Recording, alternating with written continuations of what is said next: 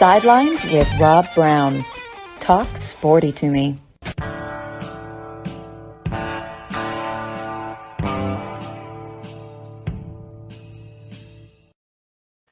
right, Rob Brown with you here for the next 2 hours. Sidelines on this Wednesday.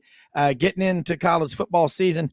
Last day of summer, first day of fall. Which one is it? I know it's going to be 101 degrees here in Parkin, Arkansas. Memphis, it is hot. But, hey, cold fronts coming through. I love this. Temperatures tomorrow will drop down to a frigid 88 degrees. We got it's hot, though, what's going on in college football. SEC, ACC, Sun Belt. Sun Belt's got to be one of the best conferences in America. We talked with the Sultan of the Sun Belt yesterday, Dave Schultz. We got Mitch Davis on tap in the first segment here momentarily, followed by Dan Matthews, executive producer of Southern Sports Today with Chuck Oliver over in Atlanta. Top of hour number 2, Matt Dean, the coach, the AED administrator extraordinaire, will chime in, talking his take on college football really around the country. He's got a son on the staff at Oregon. He's an Iowa guy, and he's at Rhodes College in Memphis, but 31 plus years and counting. Gives great perspective on what's going on in college athletics.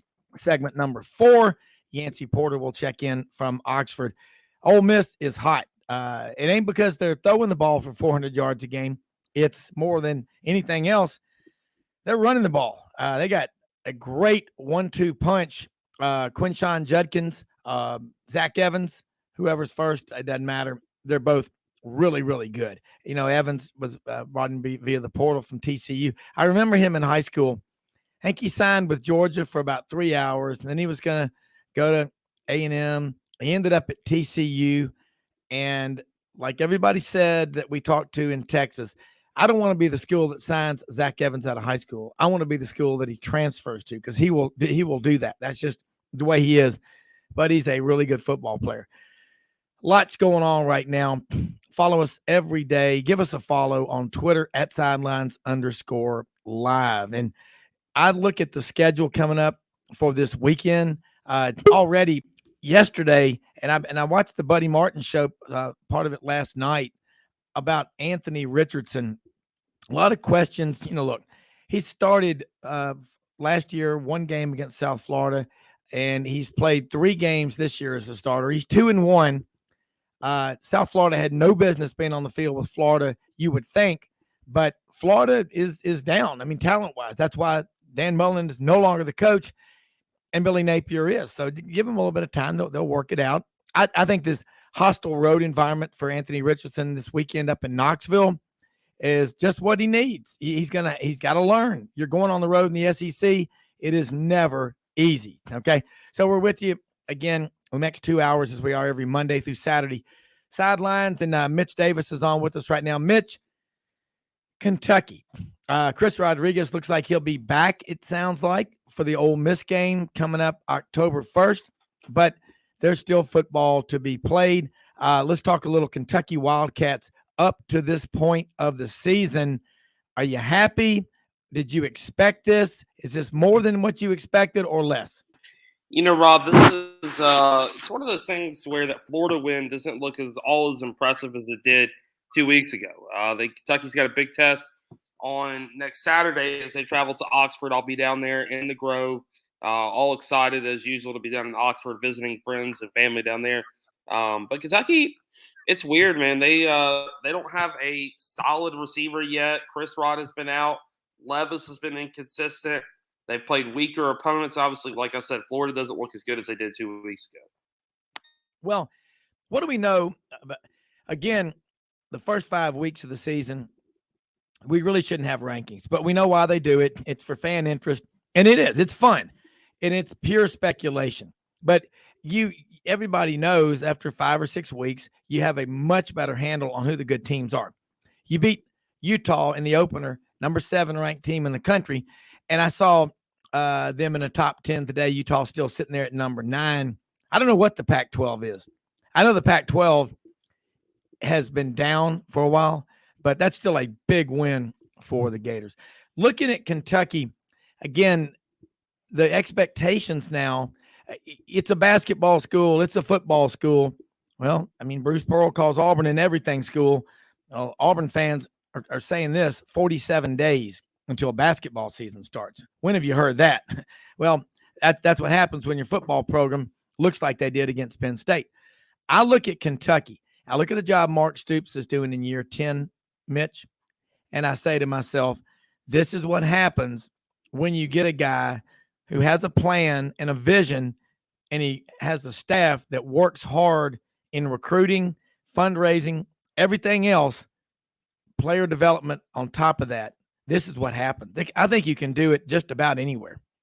There's no doubt, Rob, and obviously, Mark Stoops has done a wonderful job at Kentucky, and Kentucky fans. We were talking the other day. I was talking to a couple guys, and they were saying that Kentucky makes 9-3, 10-2. That's a really good season for Kentucky, and obviously, I would have to tend to agree, especially since it's so hard to defeat your Georgias and your Alabamas of the world. But things in Lexington, man, they're exciting. A lot of great times happening in Lexington. Rob, you mentioned the Auburn football team. I put out a couple tweets yesterday. I fully support Brian Harsin. He was not given the right successful tools to succeed at Auburn. I know that's probably way off topic, but I just want to be put on record say that I fully 100% support Brian Harsin. I think the boosters at Auburn have done him dirty. We see it, Kentucky. You look at what Ole Miss has done. Look at what Tennessee's done in football. Those programs, those boosters, they support their coaches. They come out for their coaches.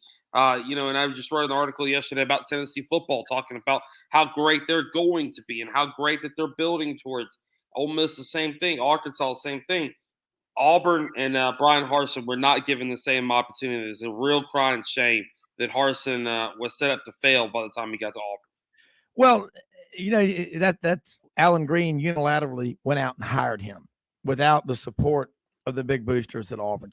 That's not smart. Number two, you can't defend the poor recruiting. Auburn's 62nd in the nation in recruiting.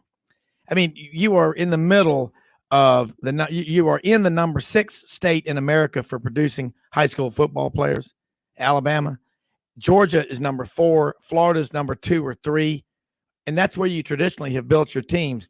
So from the number 2, number 4, and number 6 most talent-rich states in America, if you can't get your act together in recruiting, you don't deserve to be the coach at Auburn. But the problem is with that. I'm loyal to Auburn. Coaches come and go, okay, and they get paid. And if Brian Harsin is fired this season, Mitch, he's going to walk away with what he's earned in 2 years in salary plus a $15 million buyout. I think he'll be able to go to the grocery store. But I mean, I understand where you're coming from. Boosters get mad, but when you invest what Auburn invest and other schools invest in football, and you have a team against Penn State that was not prepared at all. I mean, that's like going in a business meeting to a presentation, say, Mitch, at the bank, and you've got a customer that's wanting to bring, $5 billion of capital into your bank, and you show up and you didn't do your part on the team, and the other guys didn't do their part, and you blow the presentation. I mean, that's what happens. That was the most embarrassing home loss for Auburn since the 1980 42-0 beating at Jordan-Hare that prompted the hiring of Pat Dye. I mean, you just can't defend it. And the same thing would happen at any other school. But you're right. Tennessee, they're all on one page. Ole Miss, they're all on one page. That's what Auburn's got to do. You got to get everybody rowing in the same direction. I understand where you're coming from. I'm not slamming you. About the Auburn thing is that with the recruiting, it's hard to blame a kid not to go to Auburn right now when their coach is getting hellacious rumors are spread about him. Yeah. And a beautiful, innocent girl who literally followed Brian Harsin and his family. She's friends with his wife. Rumors are spread about them. If I'm a student athlete, 18, 19-year-old kid, I'd be like a little cautious to come to just because of the culture that those boosters have developed. So I think it's a combination of you've got Brian Harsin, who I think is defeated. I think he's, we heard of the SEC media days. He said, look, I'm upset. He's like, obviously the rumors were very nasty, but I also think it's a combination of that, but also the kids see the bigger picture of this and go, why would I come to Auburn if the boosters are willing to turn their back on the coach just because it's not their guy. You know what I'm saying? Like it may or may not be wrong, but that's from the outside looking in. Yeah, and I'll say this: as long as and Auburn's rivals are telling these recruits what they're telling them, and it's probably not good stuff. Like, hey, these guys won't be there. If Auburn can't get that under control, nothing will change in recruiting. Everything is about perception, and that's the critical part of it. Auburn brand is powerful, and it took a hit. The SEC took a hit at that embarrassing beatdown by Penn State. And I'm telling you, all this talk about the SEC is so much better than other conferences. Let's see these games played true home and home series. Okay. That's where I'm getting it. I think the top of the SEC is really good. Alabama and Georgia are out there in outer space by themselves. After that, you've got Tennessee and Arkansas. I think Ole Miss is really good. Kentucky. I mean, it is, but these I think that Auburn loss, if you're an Auburn fan, you're saying, what are we paying for? And these players and people that are saying, hey, if you don't like it, turn it off. Well, then don't ask the fans to have to pay an arm and a leg to support you and then put a crap product out on the field like that. If you're going to a 5-star restaurant, you expect a 5-star meal, don't you? If Gordon Ramsay's in the kitchen, he's not going to send out a TV dinner. Yeah. And that's what Auburn's getting right now, a TV dinner of a football team. That's what they look like Saturday against Penn State. Now, hopefully they're going to show up and dominate Missouri and win every game. I mean, nobody loves to be proven wrong more than I do. I mean, but I'm just, like I said, I'm loyal to Auburn. And if you're a fan of any school, that's how you got to look at it, because coaches and players, they can go in the portal whenever they want to. Like I've been saying, everybody's celebrating the portal. It's celebrating NIL. Well, guess what? You do that, your fans will start looking at the portal as well. Do you want to go that route? I don't think so. Who owns college football? The fans. Yeah. Jimmy, jump in. Well, I think what was as hard as anything to swallow for Auburn fans was that the final score of 41-12 was really a score that didn't indicate how dominant Penn State was. As you look at a 29-point margin, but in a lot of ways, the score was closer than the game really was. I mean, Penn State with second half, I mean, they just absolutely just did whatever they wanted. I mean, the first half, the game was competitive. And I thought Auburn was in a really good position at halftime to make some adjustments and just, encourage their guys. Hey, we hadn't been playing great, but we've been playing very competitive. We're playing hard. And, we got a chance to win. And then I think on the first maybe offensive play of the second half, Penn State breaks open a 40-yard run by one of their great freshman running backs.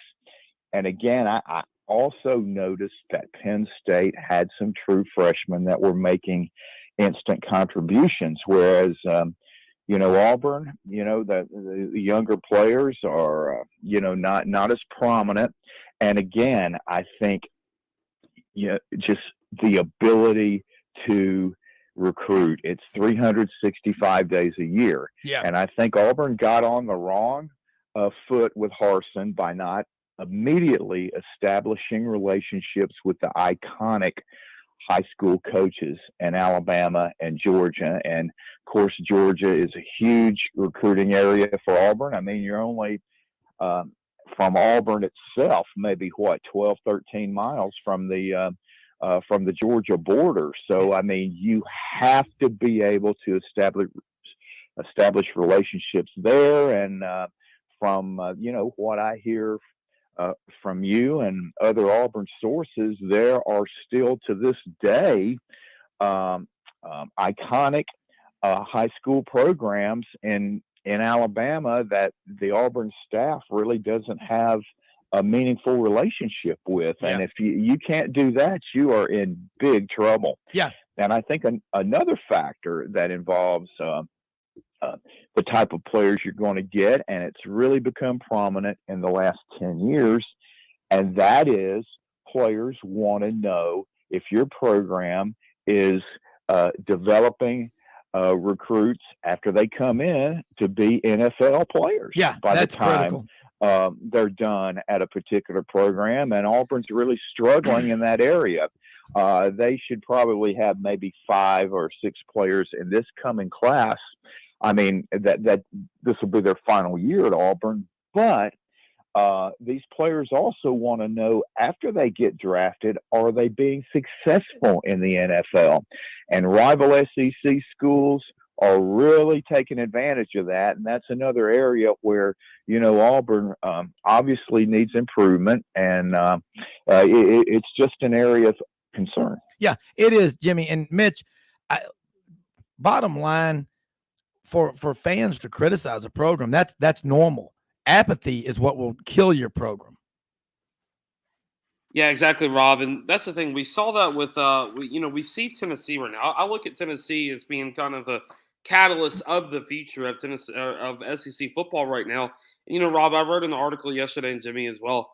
Wrote how good it was to see Tennessee football back to what they are. And it's so good to have college game. And again, I'm a Kentucky fan and I'm a graduate of Memphis and all that. I don't like Tennessee. I'm not a Tennessee man. But college football is better when Tennessee is good. When college game day is back in Knoxville, they still got a long way to go. And I think Tennessee fans are knowingly patient with the process. But that's the thing. Auburn can get there because college football is better when Auburn is good. You go back over and look at the history of college football. Mitch, I agree with you. Let me do this. We're going to take a quick break because you're on a roll. Didn't mean to interrupt you. We're going to take a quick break. Kicks 96.3, Alexander City, Lake Martin, and all over the South. We'll be right back.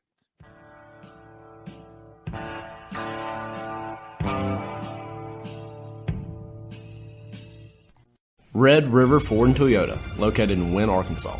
If you're in the market for a new or used car, truck, or SUV, call, go online, or drop by and see them.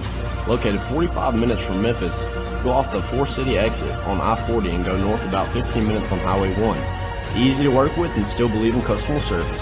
If you live out of town, they will deliver your vehicle to you. RedRiverFordToyota.com. Just see what they can do. Strengthen your seed zone this spring with quality tillage equipment from House Industries. Located in Cherry Valley, Arkansas, House Industries specializes in manufacturing superior equipment that will minimize your downtime and keep you working in the field. To ensure the highest quality control, all design, fabrication, and testing takes place in a 99,000 square foot manufacturing facility located right here in the heart of the Delta. Locate your nearest House equipment dealer online at houseindustriesinc.com. House Industries, breaking ground. Sidelines with Rob Brown. Talk sporty to me.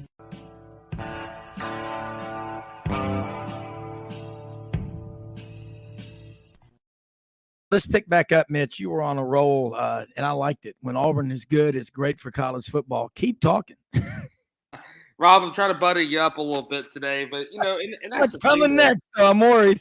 Look, I'm gonna get something out of it. I'm gonna need some bourbon a little bit later on or something for that Kentucky Ole Miss game next week. But that's another program at Ole Miss that I'm very excited about. Obviously, I'm around the program a lot more than I am in the other SEC program, and in our process of looking at houses, where to move, we're looking at moving to New Albany, Mississippi, and transferring jobs and getting down there and getting around Mississippi State and Ole Miss a little bit more. But Lane Kiffin has done a wonderful job at Ole Miss, and a lot of great things are happening. And, we look ahead to that Kentucky and Ole Miss matchup next weekend. Personally speaking, I think Ole Miss is the better team right now. Looking at their defense, they're ridiculously good. They've got their receiving core figured out. They've got a solid running game. You're not going to be able to expect C-Rod to come in there against Ole Miss and have a big game when he hasn't been playing or hardly practicing with the team over the last 4 or 5 months due to legal issues. Well, and the thing that I'm concerned about is he's not in football shape.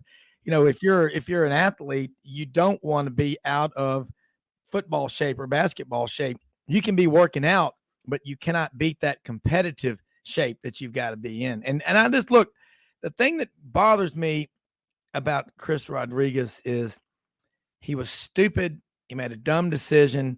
Is he a leader on that team? I mean, he's going to have to, trust is very hard to gain. It's a lot harder to get back.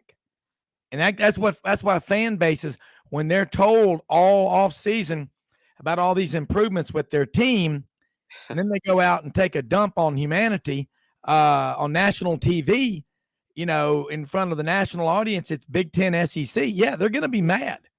And when rooms are going for $1,200 and $1,600 a night, you think about, let's say you paid $4,000 or $5,000 for the weekend for rooms, going out, gas. That's where the fans are coming from. That's why I'm saying, you act like these 18 and 19-year-old kids are going to get these NIL deals. I'm going to tell you something. The free market, just like the job market, there are only so many stupid people out there that will pay people right out of college a bunch of money to do a job that doesn't require them to pay them that much money. And then they'll find, okay, there's only a few people who are really worth that. That's called the free market. And so right now, the rage is, all these athletes, and you hear about it in Miami, they're getting $5,000 or $6,000 each and whatever. They're already getting money with cost of attendance. So, and again, that's another part of the anger of fans. But here's the deal. If you're not competitive with NIL and you're Auburn, you're looking at Georgia and Alabama, what they're doing, you're going to be Missouri, you're going to be South Carolina. If that's what you want. If you want Mr. Rogers to be your coach, you're going to be 7-5 or 8-4. Every now and then you might win 9 games. That will never make Auburn fans happy. When I that's agree going to happen. I agree completely with that point. And you got to have coaches that bought in. I mean, you look across the landscape. I always bring up Lane Kiffin because Lane Kiffin has turned into a friend of the show. He's turned into a friend of mine. Always been very kind to me. But Lane Kiffin fits the mold at Ole Miss. When you look up the definition of Ole Miss football coach, you're going to see a picture of Lane Kiffin. When you look up the definition of, let's say, give me a school, Rob. You go Tennessee. You're going to see Josh Heupel's picture. If you look up Kentucky, you're going to see a Mark Stoops' picture. Lane Kiffin fits that mold at Ole Miss. Just in case, like, Brian Harsin doesn't work out at Auburn, which it doesn't look like it's going to, doesn't mean he can't be a fit at Nebraska. Doesn't mean he can't be a fit at Arizona State. It's all about finding that perfect mold and molding it into your program. And unfortunately, Auburn has not had that in the last several years, but it's coming. That guy is coming for Auburn. Yeah, and it doesn't mean that Brian Harsin, Doug Dean, our good friend, AU Dose, wrote that doesn't mean Brian Harsin's not a good man or a good coach. It was just he gets introduced Christmas Eve. He misses the December signing period. And then you look at what Georgia and Alabama are doing. If you're Auburn, you got to pull out of your driveway every morning going to your work doing about 100 miles an hour. It's like you live in the median in the middle of I-95. I mean, that's what you're dealing with. And he said he wanted to come to face that competition. Well, if you're going to do that, you've got to be out beating the pavement, going door to door, going to these high schools like Jimmy said. And Jimmy, along the line of what Mitch just said, Nebraska. I mean, that, you think you talk about the 4th winningest program in the history of college football. You can go from being on top of the world, and then Tom Osborne retires. Solich comes in 6-7 years. That wasn't good enough. And since then, it's just been one disaster after another at Nebraska. It's hard to fix. It's hard to put a fire out when the house is fully engulfed in flames. And that's why fans, if you let a program, if you know you've made the wrong hire, Jimmy, wouldn't you agree? You got to make a change. Doesn't mean he's not a good man. It's just you got to protect the brand, and you also got to have someone that knows people and has relationships. Because isn't that everything, Jimmy?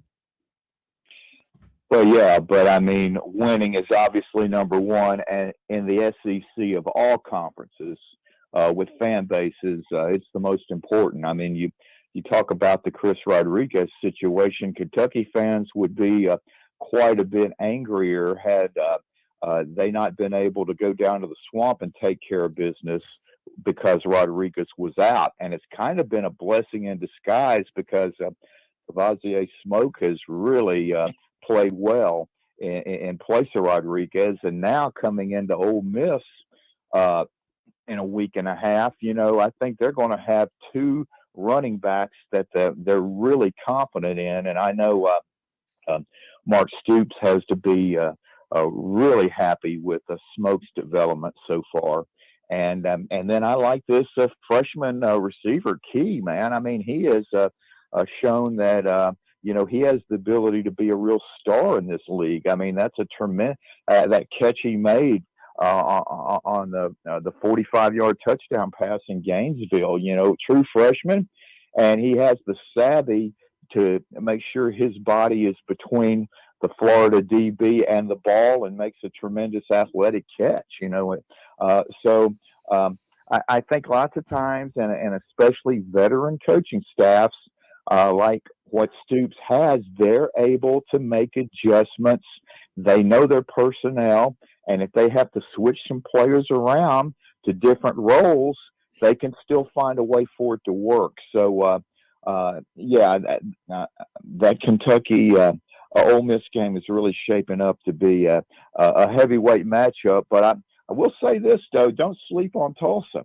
I mean, they've got the number one quarterback in the country in passing yards per game, and their running game's not bad. And last year, they gave Ohio State a real scare in Columbus. So, you got to be focused this week, and it's really a good opponent, I think, for Ole Miss to have going into Kentucky, because it will make them aware, I think, that they're going to have to work on some stuff defensively, because, to be truthful, in those first three games, they haven't faced any offenses that are really going to scare anybody. I would agree. Mitch, look, man, I know you got to get on.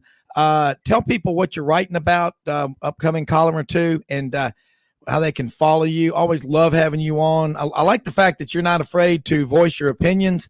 We don't want you on here to be go along to get along. We want truth brokers, and that's what you are. Damn proud to be associated with you. Rob, thank you so much for having me on. It's always a privilege. Got a couple Ole Miss stuff coming out this week. We're going to actually be making a jump over to Ole Miss baseball, Tennessee baseball. Got Tennessee, Memphis, and baseball November 6th. Very excited about that. Look forward to being at the Memphis game on Saturday. Then next Saturday, I'll be in Oxford. Looking forward to getting down to the SIP. I have a very special place in my heart for the SIP, and in-laws are down there, and I'm starting to be a Mississippi boy, Rob. It's coming. It's coming. Well, if you're going to be a Mississippi boy, you got to learn how to say it right. Mississippi. It's just Mississippi. SIP, baby. Hey, I'm looking forward to being on with you tomorrow night, man. Have a great day, okay? Look forward to it, Rob. I'll holler at you. All right, thank you. All right, Jimmy, I like that analysis, like what you said about Tulsa. It's a small Presbyterian, it's a private university, less than 4,000 students in Tulsa, which, by the way, if you know your history, the Beverly Hillbillies, Mr. Brewster, who handled all the Clampett millions, was from Tulsa, Oklahoma, which at one time, Jimmy, as you know, for everybody listening, you may not, was the oil capital of the world. They are gushing with money at Tulsa, the Golden Hurricane. And by the way, Jimmy, real quick before we go to Dan Matthews over in Atlanta, I think it does matter. I saw something in Jordan Hill, and I love Jordan. I don't agree, though. I think it's 92-19 Oklahoma versus Oklahoma State in the history of Bedlam, but it's still important to the people of Oklahoma. And all college football starts locally and spreads out from there. But it's an in-state rivalry, and I hate to see that going away for now, just like I did Texas and Texas A&M. You agree? Yeah, I mean, as far as the SEC's end of it is concerned, no, they've got to get squared away, though, and know exactly when Oklahoma and Texas are going to be entering the league. And I think Sankey caused a lot more confusion. I guess they made the official announcement yesterday, but it really started at halftime of the A&M Miami game, which Sankey attended, and kind of out of the blue, he made himself open in front of reporters, kind of to a question and answer session, in which he said that right now the SEC is more focused on having no divisions or just one division, and then kind of going from there, which just absolutely stunned me, because, I mean, it looked like you were going to have 4 pods, and then you're going to expand to 9 conference games, and that way every team in the league would play every other team in the league a minimum of twice every 4 years, which is why you have a conference. Yeah. And now he's saying that 9 games isn't certain. And that just makes no sense because, I mean, you're back to where you are right now. Yeah, Jimmy. If you say you're not certain about going to 9 games. Yeah, I'm with you. We're going to talk about that. Dan Matthews only has a few minutes. He's hosting today, and that is the Chuck Oliver Show on Southern Sports Today, folks. Right after we go off, 11 a.m. to 1 p.m. Monday through Friday, put the Southern Sports Today app on your phone. It's free. So you have 2 hours of us, 2 hours of Chuck and Dan Matthews, lots of college football. Dan, thank you so much for taking time to join us on this Wednesday. Love having you on here. Check in with you over in Atlanta. What's your takeaway right now from where we are in college football, and what are they talking about over there besides the fact Georgia's really good, maybe better than last year?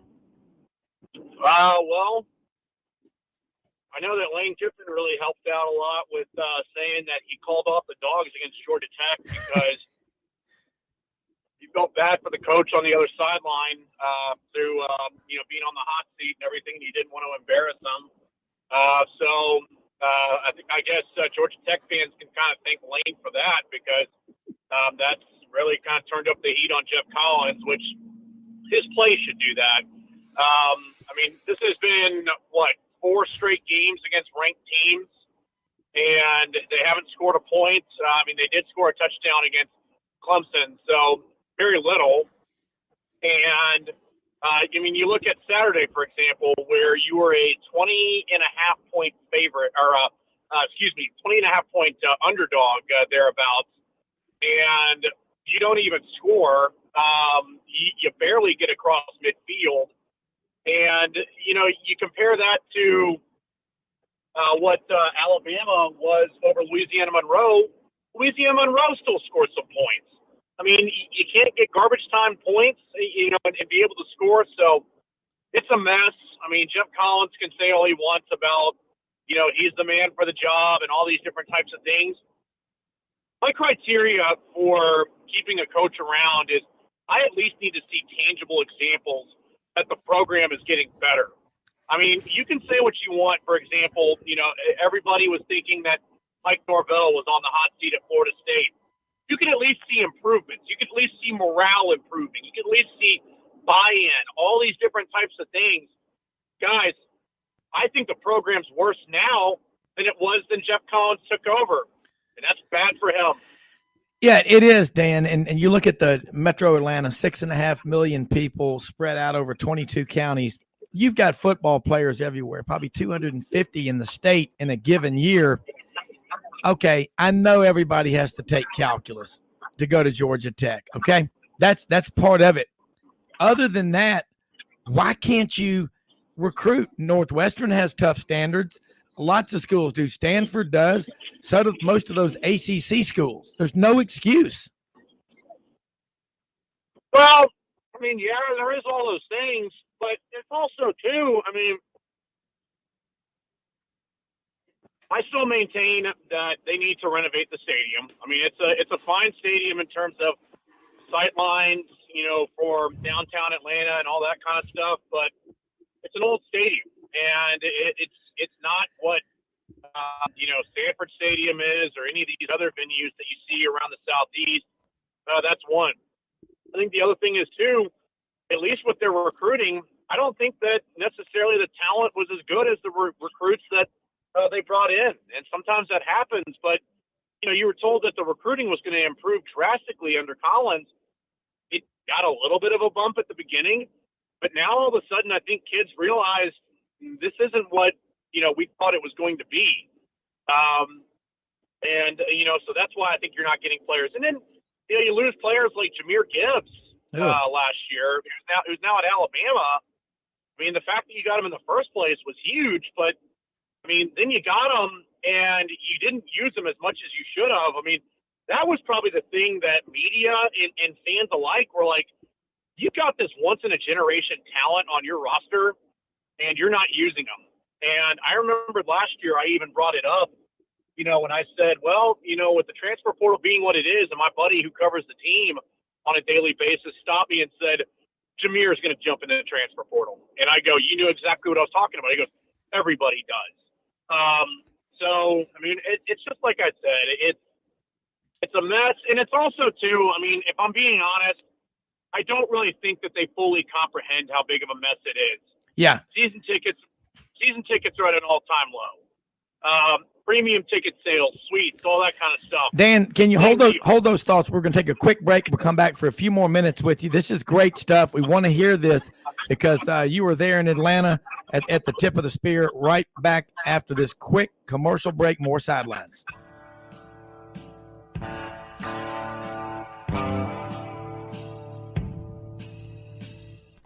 Red River Ford and Toyota, located in Wynne, Arkansas. If you're in the market for a new or used car, truck, or SUV, call, go online, or drop by and see them. Located 45 minutes from Memphis, go off the 4-city exit on I-40 and go north about 15 minutes on Highway 1. Easy to work with and still believe in customer service. If you live out of town, they will deliver your vehicle to you. RedRiverFordToyota.com. Just see what they can do. Strengthen your seed zone this spring with quality tillage equipment from House Industries. Located in Cherry Valley, Arkansas, House Industries specializes in manufacturing superior equipment that will minimize your downtime and keep you working in the field. To ensure the highest quality control, all design, fabrication, and testing takes place in a 99,000 square foot manufacturing facility located right here in the heart of the Delta. Locate your nearest House equipment dealer online at houseindustriesinc.com. House Industries, breaking ground. Sidelines with Rob Brown. Talk sporty to me.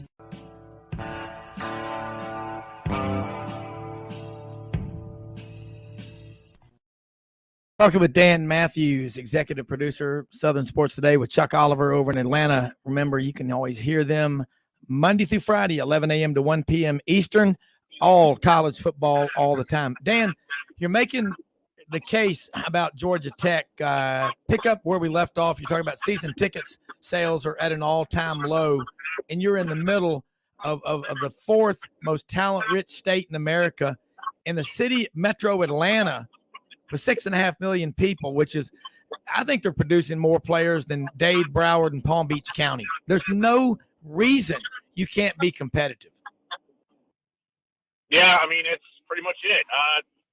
Somebody told me nobody wants to watch bad football, and that's what you're getting right now. So, I mean, that's pretty much the point all wrapped up. All right, let's switch gears now. You're also close by with Clemson. We don't know what Clemson is. DJ, as a quarterback, he came in as a 5-star. Everybody talks about when he filled in for Trevor Lawrence in the 2020 season against Notre Dame, he had more yards passing than any opposing quarterback ever at South Bend to play Notre Dame. But since he's been the starter, nothing really special. Is it him? Is it a average offensive line? Is it a combination of other things? What's your take on it? I think it's a lot of different things. I think it's that his receivers are not getting the separation that you'd like to see. I think that it's also, yes, it's his offensive line. I think that at times it's been inconsistent, real just rhythm of the play calls. It's being committed to the run. Then they're not committed to the run. And I think when they're not committed to the run, that puts a lot of undue pressure on him because he's not confident in his reads. He's not confident in his feet. And you saw that in the first half against Georgia Tech. Once they were able to commit more to the run and really set him up a little bit more, that's when you started to see some of the downfield throws. But I think that there's a lot of, insecurity that he's got to work through in terms of last year, where he did have an offensive line that was not as improved as they are right now. I think they do have that, but it's also at the same time, this isn't a passing attack like we've seen over the last few years. That's why you've got Clemson fans who say they want to see more of Cade Klubnik. He came in against Georgia Tech in the game that I was at and looked pretty good throwing the football, but it was also garbage time late, and you're not really going to get as good of an evaluation at that time as you would say, second or third quarter when you still think that the game might be in doubt and you're still facing live fire. So, I think that that's only going to continue. They're going to be tested this weekend against Wake Forest. That's a good Demon Deacon team.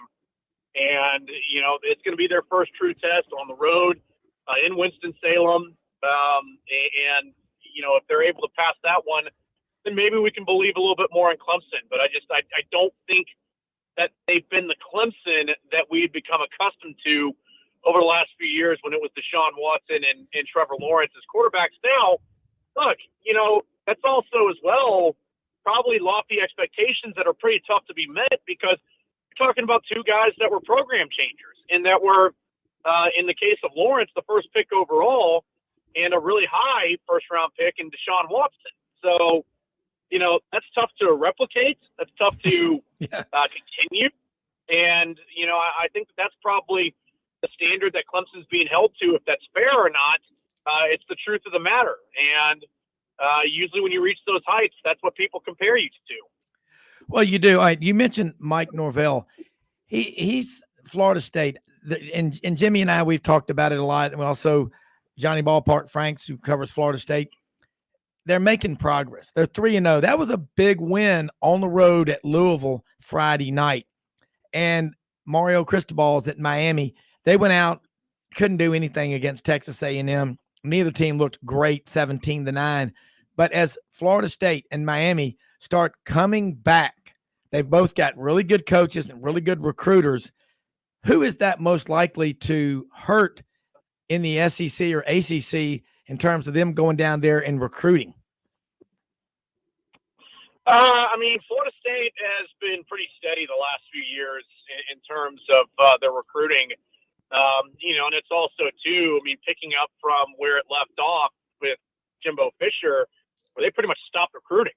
And, all the goodwill and all of the recruiting contacts they built up took a little bit of a hit. And that, I think, was something that Norvell and his staff had to continue to build. And credit needs to go to Willie Taggart as well, because I think that they did a great job of being able to stabilize things. I understand they had Sam Huff, but then, they lost him to North Carolina. So, that was tough. But at the same time, though, too, you just get a commitment the other night for Florida State, and I think this 3-0 start has kind of started to rejuvenate some of the interest in Florida State there in Florida, but also, too, they've got to be able to hit on South Georgia as well. You've got to be able to go in the Moultrie. You've got to be able to go in the Valdosta, those areas. Speaking of Valdosta, Tate Rodemaker, the guy who came in at quarterback, is a former Valdosta Wildcat and is somebody that we'll see what happens with Jordan Travis. I know he practiced yesterday, and of all the guys that got hurt Friday night at Louisville, he's the one that I've been told is probably the closest to being ready to play. It's going to be interesting to see about Jared Verse. At least from what I heard, they seem to believe that they're going to get him back. So that's great news as well for down the stretch run. But, you talked about that close win the other night. The win in week 1 against LSU. Those are games that I'm pretty confident that 2 years ago, hell, maybe even last year, guys, they don't win that game. They don't win those games. And they were able to pull off those wins. So that's huge for them. And, so now they're trying to build on that. It's hard to believe that bowl eligibility is a goal at Florida State, but it's a goal this year at Florida State. And, I think that that's something that they're going to try to build on. Miami, that was pretty disappointing Saturday night. I'm not going to lie. All the talk we'd heard about Will Mallory. Yeah. In this group, for them to go out there and only score 9 points is pretty disappointing. So, that was not necessarily a performance that people wanted to see or were expecting from them. So, Mario Cristobal, in terms of, rebuilding this program, I think that we can agree that Miami hadn't been Miami in some time, but that's something else that they're trying to be able to figure out and trying to, take this program going forward. Yeah. Dan, look, I know you got to go. What are y'all going to talk about on the show today, and how can people follow you? Yeah, so we're going to get into speaking of Clemson, Will Qualkenbush from 105.5 Roar there in Clemson. He's going to join us. We are also going to talk some Arkansas with John Neighbors of 103.7 The Buzz there in Arkansas, and going to get into some Tennessee with my good buddy Ryan Callahan from Go Vols 247, and some Texas Longhorns as well, as the Longhorns have their first road test of the season. And Taylor Estes, who does a really good job for Horns 247, she's going to join us. So we always appreciate y'all's support. Thank you so much. And we'll catch up with you guys again here pretty soon. All right. Hey, thanks so much. We'll talk to you next week. Dan Matthews over in Atlanta, Southern Sports Today. Jimmy, I'll go back to what he said about Clemson. And Dan didn't have a lot of time, and I don't want to get too much into it. Let's elaborate, because this is what I like doing with you is getting in. It's like, play-by-play color commentary. Let's look at Clemson. And now you got fans wanting Klubnik in there at quarterback. And he's right. You replaced Deshaun Watson out of Gainesville, Georgia. Then you had Trevor Lawrence out of Cartersville, Georgia, the number one pick in the draft. And then you've got DJ. And everybody thought, well, he's a 5-star, and he's got a brother out in California that's a 5-star. I'm just not seeing it. I mean, how long do you give a quarterback? I mean, Trevor Lawrence came in. I know he was an exceptional talent. And did it from day one almost, it seems. No, it wasn't perfect. But what about DJ and Clemson? Have they just fallen off the track, and they just don't seem to be back to that elite status for some reason? Well, I think the worst thing that happened to DJU was when he filled in for Trevor Lawrence when Trevor tested positive for the virus and had that monster game at Notre Dame. He passed for like over 400 yards. They lost a close game, either at the very end or in overtime, and he was absolutely outstanding. And then from that point on, from the fan base, and I even major portions of the media felt this guy's just going to be an instant superstar as soon as Trevor moves on. Yeah. And then in that opening game last year in Charlotte against Georgia, he just got completely shut down, as did the Georgia offense. The difference in the game was an 80-yard pick six. And I think starting last year, Clemson started to experience some issues with the offensive line, and as Richmond Weaver told us, last week, there's still concerns there. So anytime you have issues with your offensive line, which is so critical to the success of a passing game and a quarterback that has showed success, against a big time opponent, it just creates a lot of worries, not only among the coaching staff, but maybe the players themselves, if they're not playing up to the level that a lot of other people expect out of them. So I think that's kind of the first thing I can come up with. And again, you just have to keep plugging every day. I don't think you can overlook how important it is every day to go out there and practice and give it your all and try to be the best you can be, because you never know when things out of nowhere will start to click. It might be in the middle of a practice rep. It might be in the middle of a game. It might be in a meeting when you're watching tape, in your position room. So there are a lot of intangibles to it, but Clemson is going to face a couple of pretty big tests. I mean, you're at a Wake Forest, and you're going to have NC State and Florida State, and then they're playing on the road at Notre Dame in about a month or so. And so they're going to face some really big tests just to see exactly how good they are. So, again, in college football, you just never know. It literally is a week-by-week deal. It is, Yeah, no, I agree. And I think people fans, and Auburn fans are up in arms. But I mean, this has been trending that they've got a 6-game losing streak against Power 5 team. Well, Houston wasn't even Power 5, and they lost to them in the bowl game. But San Jose State and Mercer, the San Jose State game, I think, was the canary in the coal mine on this Auburn football team. But Jimmy, I agree with you. Matt Dean joins us from over on the most beautiful inner city campus in America, Rhodes College, over on Parkway, not too far from my favorite bar, 1445 Jackson Avenue, Alex's Tavern. Since 1953, I bet Matt's been there once or twice. Coldest beer in town, best burgers, Greek ribs, hot wings, chicken tenders, jukebox with over 5,000 tunes, 6 big flat screens watching college football. Matt, what's not to like about that? How are you? I think you just picked up a new corporate sponsor, Rob. I mean, that was a pretty good promo. And I've been there twice. There's no doubt. I've been there at least twice. It's a great place. And I heard you guys talk a little bit about Clemson and some of the other things going on in the landscape of college football. But, when you get back to that quarterback spot, hey, I'm an Iowa fan. So I take DJ right now up in Iowa City, Iowa, just so you know. Man, what are they keeping the old manual scoreboard with an abacus up there? Iowa is always going to be great on defense with Kirk Ferentz, but offensively, and Phil Parker too. Their defense coordinator is fabulous.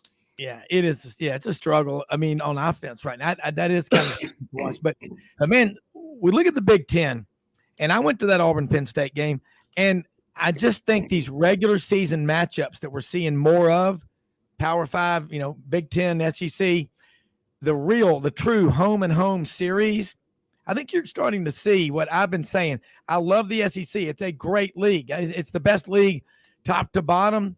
But when you play these games, and the January bowl games, if they're not a Super Six, that one of the New Year's Six bowls or the playoff, you typically the Big Ten team comes down here. It's their Super Bowl. The SEC team, well, we've been here to the Citrus Bowl or the Hall of Fame Bowl, Outback, whatever you call it, where they don't really want to be there. And I think Penn State came in and just laid the wood to an Auburn team. People say Auburn didn't play well. Well, Penn State played great. They didn't allow Auburn to play well. Auburn was not good enough. Auburn, for the first half, they had more yards than Penn State, but I haven't seen a more dominant third quarter from a team like Penn State, what they did to Auburn. There's good football all over the country. The Big Ten plays really good football, and as we go forward, Matt, I want your take on this. We're going to start seeing more of what happened Saturday. Let's get these SEC teams up to Penn State, to Iowa City even in November, in a real road environment when they're used to it. Well, first of all, quickly on Penn State, I agree 100% with what you said about these matchups and getting the SEC and the Big Ten in more games. I watched Penn State at Purdue.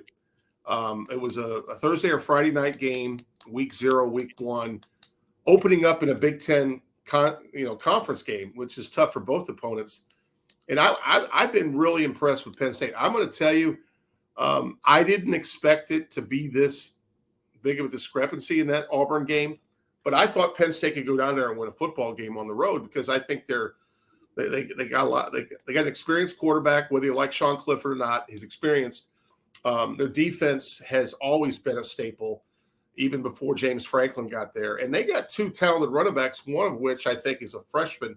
I believe it's Nick Singleton, that just run extremely hard. And I think Penn State will challenge Michigan.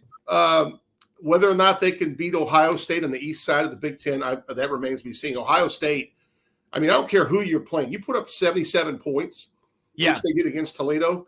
People used to joke sometimes, and Matt, my better teams in basketball, we couldn't score 77 points in an open gym some days. We didn't shoot that well. Matt, hold those thoughts because you're right. We got to take a quick break. We're going to talk more about it. As I say, 77 points against air is impressive. That's right.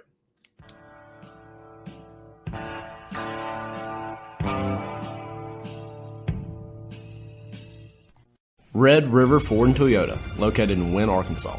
If you're in the market for a new or used car, truck, or SUV, call, go online, or drop by and see them. Located 45 minutes from Memphis, Go off the 4-City exit on I-40 and go north about 15 minutes on Highway 1. Easy to work with and still believe in customer service. If you live out of town, they will deliver your vehicle to you.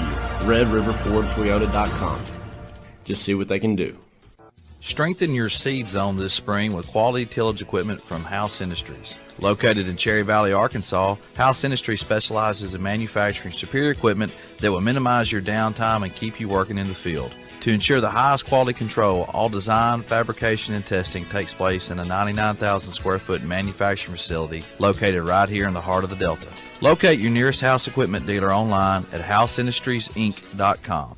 House Industries, breaking ground. Sidelines with Rob Brown. Talk sporty to me.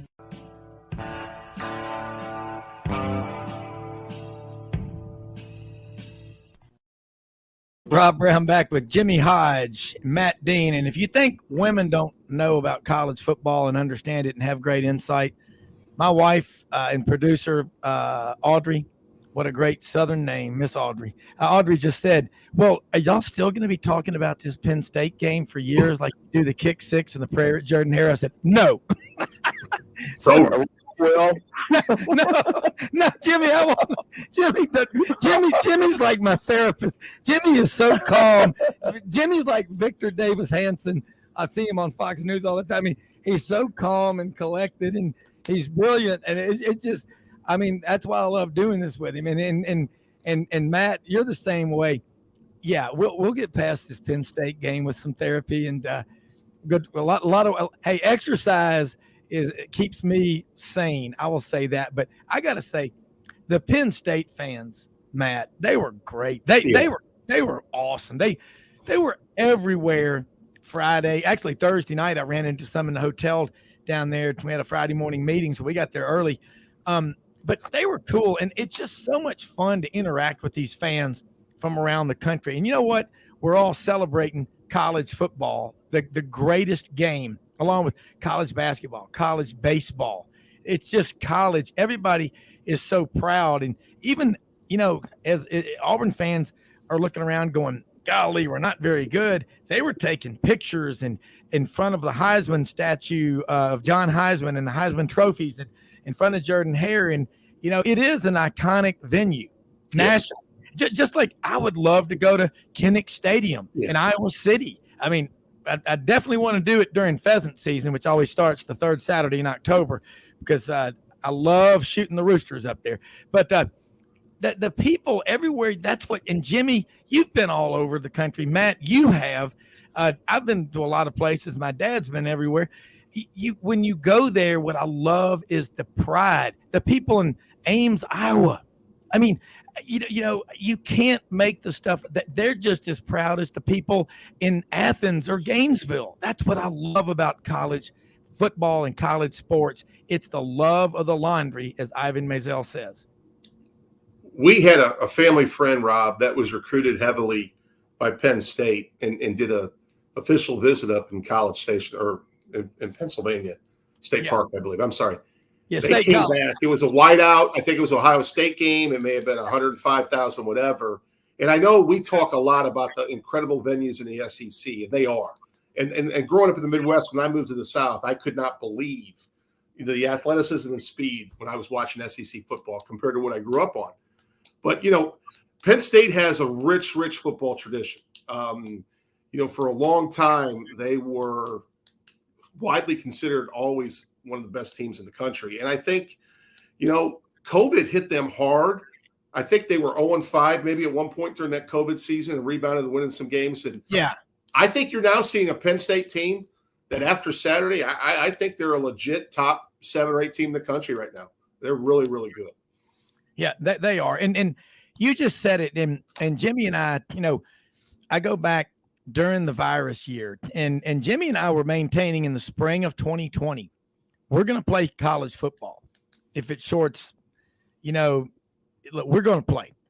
And we did. Yes. And we take pride in that.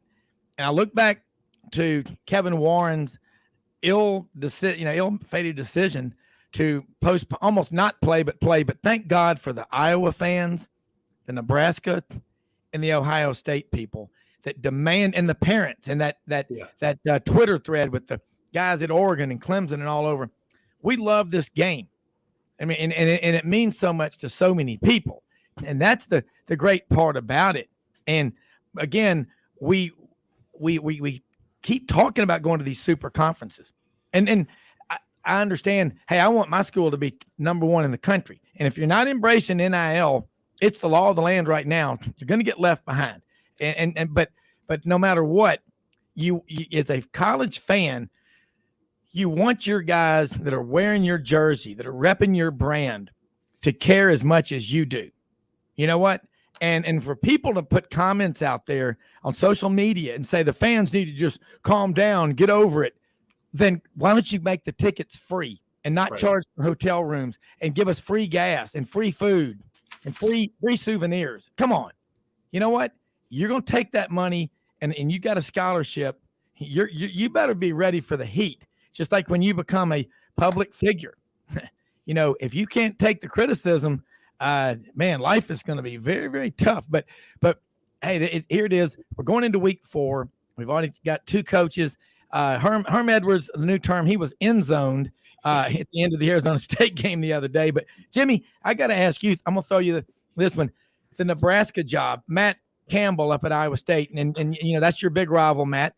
But I look at that job, and Jimmy, is it going to be normal going forward that people in the 3rd, 4th, 5th week of the season make a coaching change, because you cannot afford to miss that December signing period? That's why there's a lot of pushback now saying maybe we shouldn't have done this, because it's causing a lot of schools to go crazy mid-season, and then it takes your recruiting and just, flips you on your backside. Well, I think everybody knew Frost was going to be gone anyway, but I just question, and from an administrative standpoint, I'd like to ask Matt. I think Nebraska should have waited until October 2nd to pull the plug on Frost, because they would have saved $7.5 million. And from an administrator standpoint, even at Nebraska, that would pay the salaries of the assistant coaches with the new regime that's coming in for the next probably 3 years, maybe. And I was really surprised by that, because the original buyout was $15 million. By not waiting, like I said, they could have waited until then, and the buyout would have been only $7.5 million.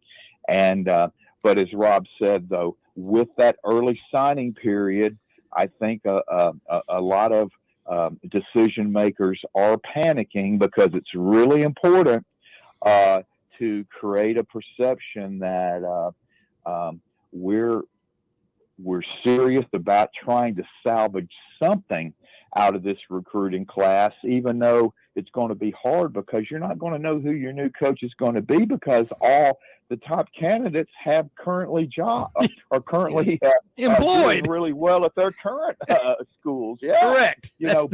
But how did you feel about that in Nebraska pulling the plug early when there's that much money they could have saved? And I think Frost would have survived fine. Just fine with a $7.5 million buyout and $7.5 million buyout instead of 15.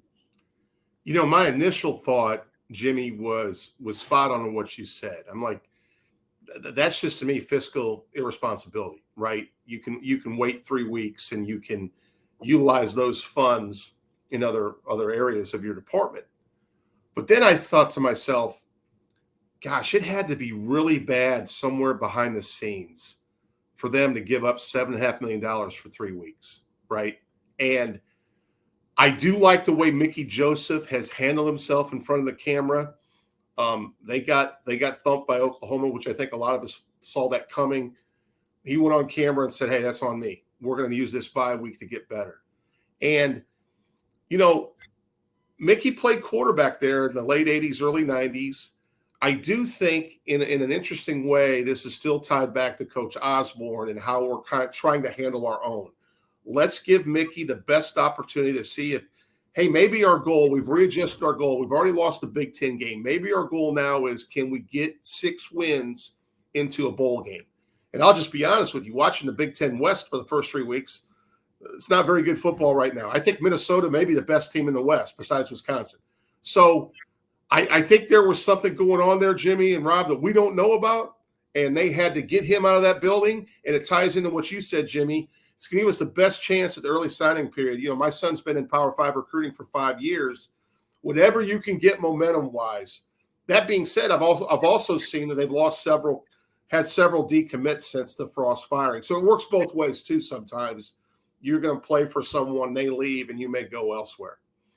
Yeah, and Nebraska, I think, it was a shotgun wedding basically for them to go to the Big Ten. Big Ten's a great conference. It's just geographically, who are their rivals? They're trying to make rivals. Look, Arkansas's faced the same thing, and their program now is really on the way up, but they've been struggling. They tried to make the golden boot with LSU and create something with Missouri that's really not there just because they share a common border.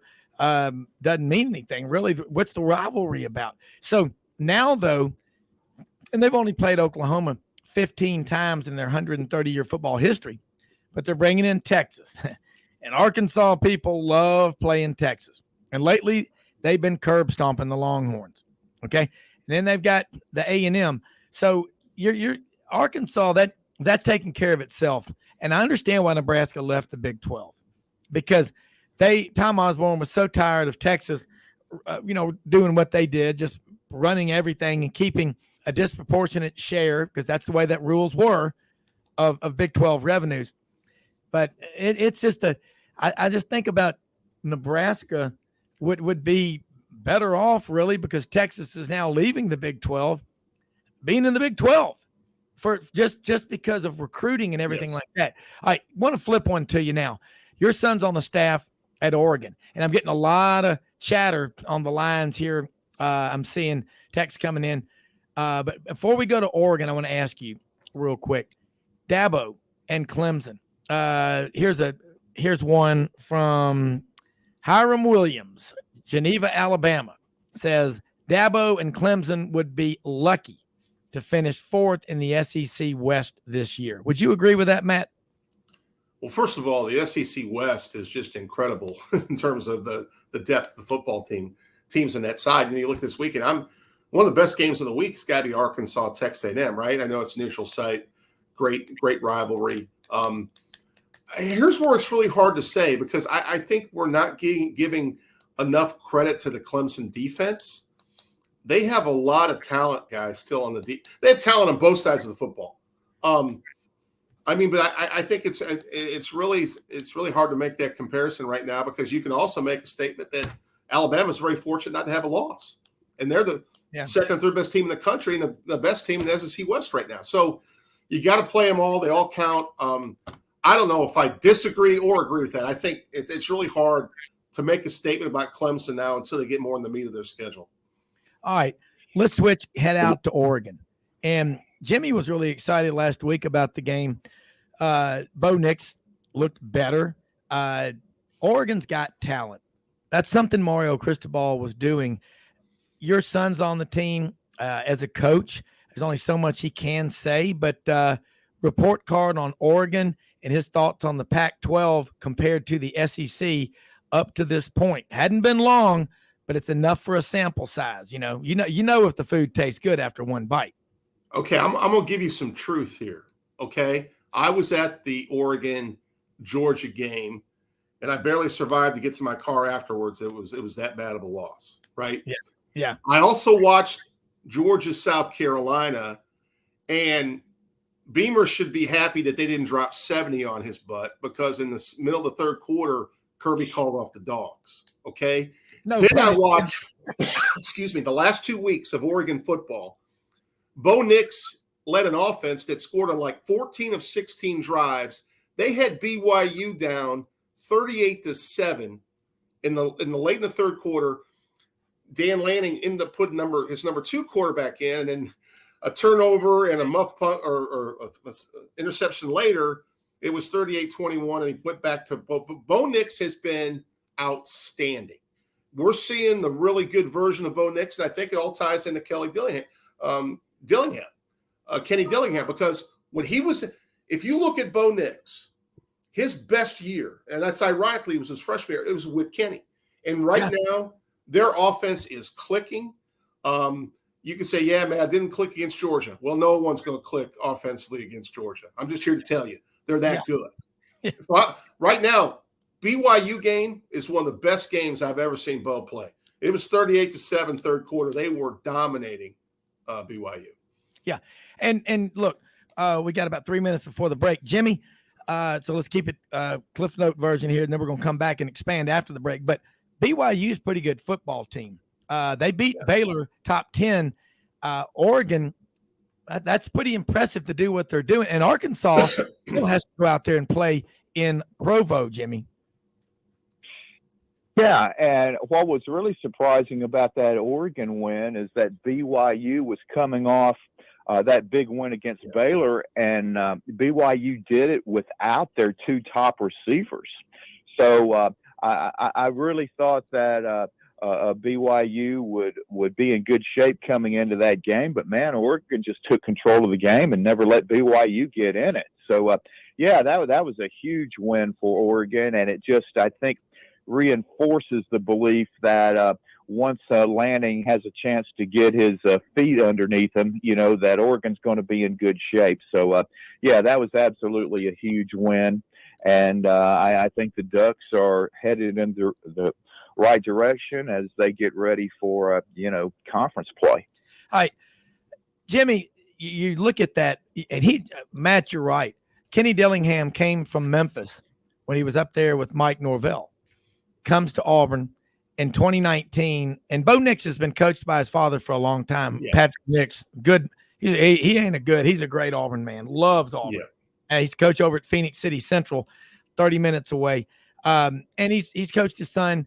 And if you coach your son, you're always going to feel like you're his coach. Of course, you're his father. He's got a great family, and his grandfather was a coach. But Kenny Dillingham, you're right, man. That guy's a good coach. And Jimmy, I agree with you. Oregon, doing that against BYU, people around here in the South, most of you haven't been to Provo. You don't pay attention to programs like BYU, but it's like Chuck Oliver, Southern Sports Today over in Atlanta says, when you're 18, 19 years old on the offensive line, a lot of these SEC schools will start these 4 and 5 stars early, and you're playing a team like Brigham Young, and you got a bunch of guys there on the line of scrimmage that are 23, 24 years old. They spent 2 years riding a mountain bike around somewhere in the world on their Mormon mission. This is a big deal. And again, I say it all the time. There's good football played all over the country. Don't judge what you think about college football by what you see in the bowl games. The real test is the home and home series. And I admire Alabama for that 10-year deal they did with Penn State. We need more of that. We're going to talk more with Matt Dean, Jimmy Hodge after this quick break.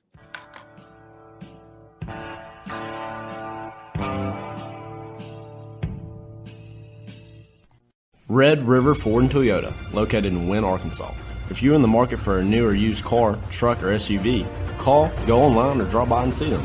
Located 45 minutes from Memphis, go off the 4-city exit on I-40 and go north about 15 minutes on Highway 1. Easy to work with and still believe in customer service. If you live out of town, they will deliver your vehicle to you. RedRiverFordToyota.com.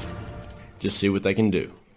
Strengthen your seed zone this spring with quality tillage equipment from House Industries. Located in Cherry Valley, Arkansas, House Industries specializes in manufacturing superior equipment that will minimize your downtime and keep you working in the field. To ensure the highest quality control, all design, fabrication, and testing takes place in a 99,000 square foot manufacturing facility located right here in the heart of the Delta. Locate your nearest House equipment dealer online at houseindustriesinc.com. House Industries, breaking ground. Sidelines with Rob Brown. Talk sporty to me.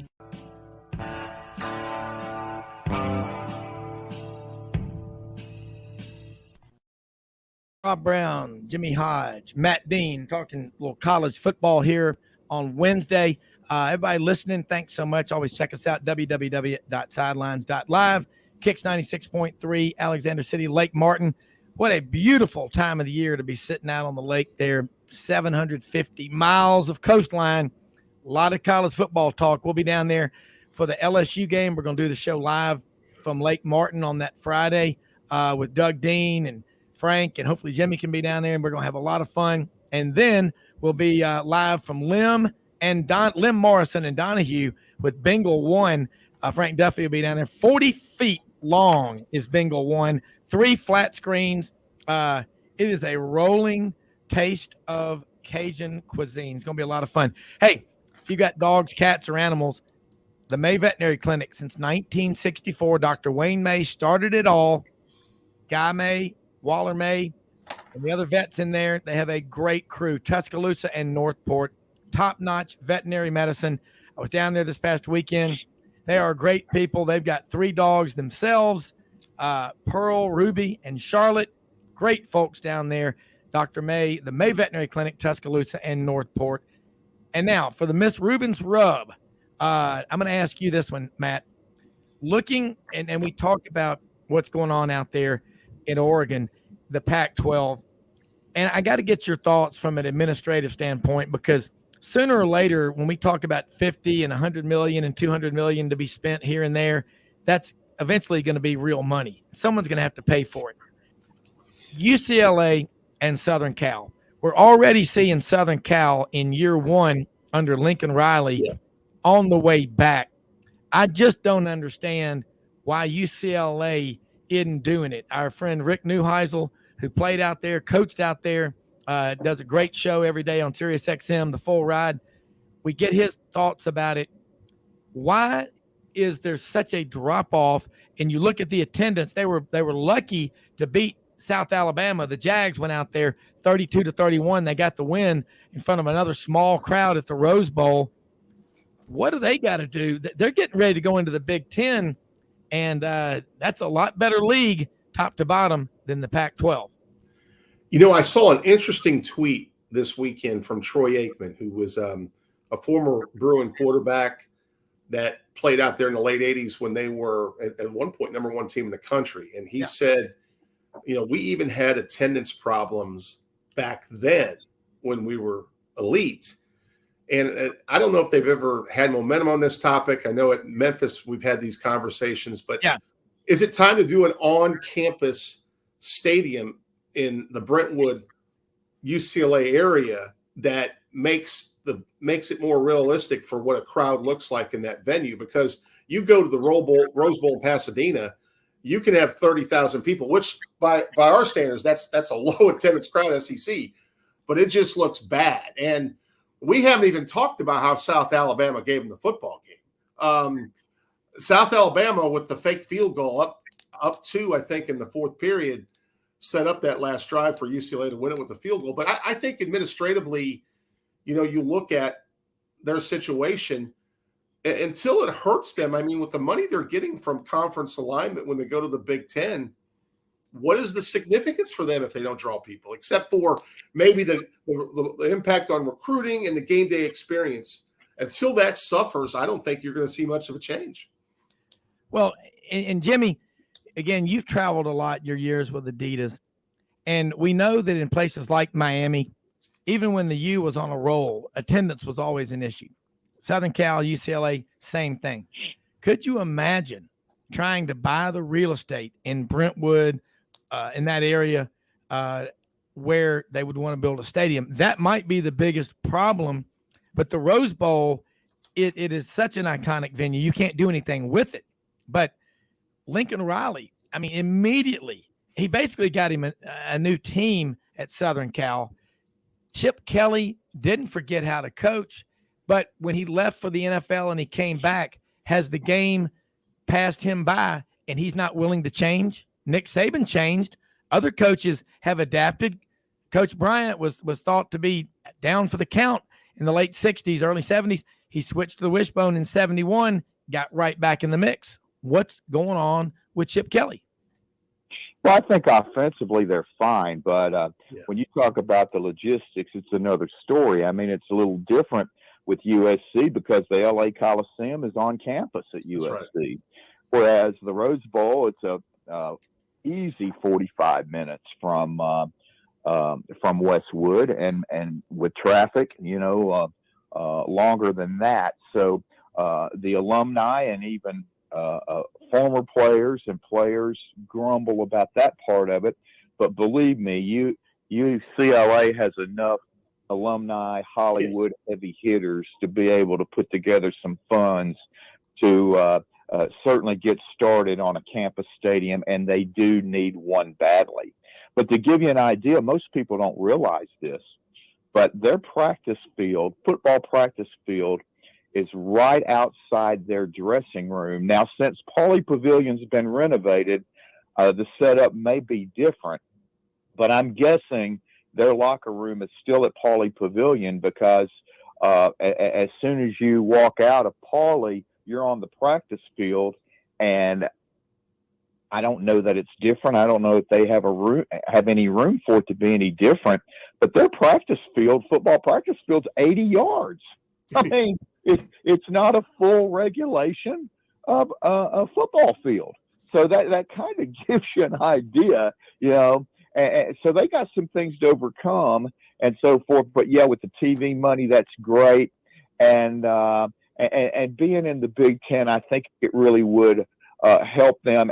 But if they just get their NIL game organized, I think they could be a factor. But what I wanted to ask Matt, though, and we started the conversation regarding Nebraska, I think with the big names that would take this job, I think that would kind of knock Mickey Joseph out of the running here, because there's just a story today, is either in CBSSports.com or The Athletic, where the three most prominent names being mentioned now are Bill O'Brien, Lance Leipold, and Matt Campbell. And when you mention Bill O'Brien, I would argue with anybody, there is no way that Penn State would be where they are. Correct. Without the incredible job Bill O'Brien did those 2 years when he came in and fixed that mess after the Sandusky fiasco. He stabilized it. Yeah. I tell you what, I think he would be solid there. But Lance Leipold, he is without question one of the top 10 coaches at any level of college football. People do not realize how good he is. Now, the one thing that would work against him is that he's in his late 50s, but I think he could give them 10 great years. But this is a guy that came in his first head coaching job in 2007 at Wisconsin Whitewater, his first year.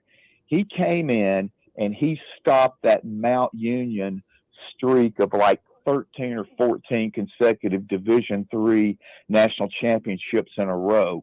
He was there, I think, for 8 seasons, and he won 6 national championships at Wisconsin Whitewater. He goes to Buffalo. Everybody said, he's crazy to go there. You can never win there. He won 2 MAC championships at Buffalo. And then last year, he had to come into Kansas and fix that mess. They went 2-10, but one of those wins was on the road at Austin. Yeah. And to give you an idea of what kind of job he did, about 3 weeks before this season began, Kansas extended him. And then the way they had played these first 3 years, guys, 3 weeks, in 41 offensive possessions, they've scored 28 touchdowns. Yeah. They beat Houston on the road Saturday night by 3 touchdowns. Yeah. This guy is absolutely magnificent. But him, Campbell, and Brian, I think all 3 would be great. And Campbell, he's only 42. He's obviously a coaching superstar. But I tell you what, I think Leipold could fix that problem in Lincoln in a hurry. Well, you've got to be able to, wherever you go, Jimmy and Matt, you've got to be in charge. And that's where coaches sometimes will request to speak to donors at certain schools. And if they can't get a meeting with them, they feel like, hey, I'm not going to have enough control to be comfortable with that job. Hey, I want to say real quick before we go back to you, Matt, listeners like Will Johnson, great folks down in the port city of Mobile, Alabama, advancedfluidpower.com. Check them out. Do great work down there. Smart people, a lot of good engineers, good finance people down there, but advancedfluidpower.com. Matt, Jimmy's talked a lot about Lance Leopold. Yeah. And we remember when Turner Gill was at Buffalo, and he had success there. And he was, mentioned for the Auburn job in 08 that Gene Chizik got. 09 when he came in. Making that move, and I am on Jimmy's side, and I think you'll agree. If you can win in a place like Buffalo, and if you can win at Kansas, you are one heck of a coach, because really football out there is almost a non-event of late. I mean, Mark Mangino had success. We remember that 07 game with Missouri, the border war. It was incredible. Would Lance, I don't know what his buyout is, but Nebraska won't be the only school contacting Lance Leopold, will they? I think he's the best name on the market right now. Just if you look at the last 3 weeks, what he's done with Kansas. And yeah, Jimmy was spot on. What Jimmy's talking about, Wisconsin Whitewater, Division III, and I know a little bit about Division III. I'm a Division III lifer in terms of my career. 6 national championships, I think, Jimmy, you said in 8 years is remarkable. You go to Buffalo in a short period of time. You move the envelope there. You come to Kansas. You get that upset win in Austin last year. And the win at West Virginia, to win the way they did at Houston, looks like they're going to move towards bowl eligibility this year. And it's going to be, I saw a couple pundits last night, guys, talking about, can Kansas make a run at the Big 12? That's interesting. I'm a big fan. I think I'm a big fan of Trev Alpert's the AD at Nebraska too. I know we talked a little bit earlier about the timing of this situation, but if those are his 3 finalists, I don't think you can go wrong. If it was me, all 3 of them would be great hires. What Bill O'Brien's done has been phenomenal in his career. I know Matt Campbell from a fan perspective because the team I root for plays against them every year. And he just went into Iowa City 2 weeks ago and beat my Hawkeyes. So, unfortunately for Iowa fans, you're going to have to deal with Matt Campbell at Iowa State or Nebraska if he goes there, because, Nebraska's in the Big Ten. But I think Nebraska, when this gets said and done, they're going to find a really good fit. And I think they're going to have it's going to take a little bit of time, but I think they're going to have a resurgence. Hey, look, Matt, we have run out of time for this segment, but great always. Love having you on. Got to have you on a little bit longer today. I know you got a very busy schedule, but this is, this kind of insight and like Jimmy said, going on the road and beating Houston like they did. Houston's been really good. Going to West Virginia. This is the kind of insight, the kind of discussion that wakes people up. There's good college football being played all over the country. Don't rest on your laurels. How can people follow you, Matt? On the screen at Dino Hoops 44, Matt Dean at Dino Hoops 44, and still watching a lot of college football. I follow the Pac-12 closer than I should, but this weekend I'll be real curious about the game down in Texas between A&M and Arkansas. Yeah. Oh, yeah. That is going to be a big one. Look, we'll get you back on next week. Love talking with you. That is Matt Dean over at Rhodes College in Memphis. And Yancey Porter should be joining us here in just a minute from down in Oxford. We're going to be talking with him about what's happening with Ole Miss football. Jimmy, I'm telling you, you've been talking a lot about it. And I really, every time I think about Buffalo, I mean, look at Nate Oates, Alabama's basketball coach. Alan Green, Auburn's former AD, came from Buffalo. You look at Turner Gill had success there. It's not, hey, they did invent buffalo wings there. It's cold up there. It's a tough place. I bet it's a very tough place to recruit to. You put Lance Leopold at Nebraska. You put him at an SEC school that might have an opening. What could he do? We'll find out about that. Yancey Porter joins us right now. Yancey, golly, 42-0. Lane Kiffin, I think Lane Kiffin let up pretty early on Georgia Tech. That was just a beating. It was a public beheading, as our good friend Gordon Ford, who's on the Rebel Yell hotline with y'all, said. It was bad. It was ugly. And I don't know if Jeff Collins. I just don't know what they're doing at Georgia Tech. And now the question is, who has Ole Miss played? They're running the ball well with Judkins and Zach Evans. They've got some good offensive linemen. They've got their defense is not giving up many points. I know they're not playing a bunch of offensive powerhouses, but Yancey, this Ole Miss football team is picking up from where they finished the regular season, not the bowl game. That wasn't a good outing. I mean, give credit to Baylor and Ron Roberts and Dave Aranda. But your report card on Ole Miss, just the sample size in the first 3 games. Yeah, Rob, I mean, it's kind of what we expected before the season, right? Defense and running the football. I mean, I've been preaching this since the spring. And right now, really, Ole Miss taking that next level, and I mean the truly, truly elite level. To me, it's just the growth of their quarterback, Jackson Dart. That's the only thing kind of, holding them back, so to speak. Yeah.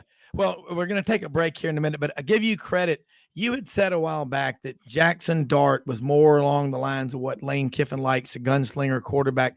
And it took Matt Corral some time to develop. When he was at Ole Miss, he did not jump out and get the starting position immediately. And I'm thinking here, I've seen this happen. Jimmy, you have, Yancey, we all have. A team is 3-0, 4-0, 5-0. And the question is asked, who have they played yet? Well, it doesn't matter. You know what a good football team looks like. Unless you've been playing against just absolutely horrible competition. University of Central Arkansas, not really. Troy, they got players. Georgia Tech, they had players, but they're losing them to the portal. I still think this Ole Miss, I said it preseason, the minimum number of wins they get this year, minimum is 8. And I'm thinking, at least 8 or 9. That's why Lane Kiffin is such a great coach. We'll be right back with more on Sidelines.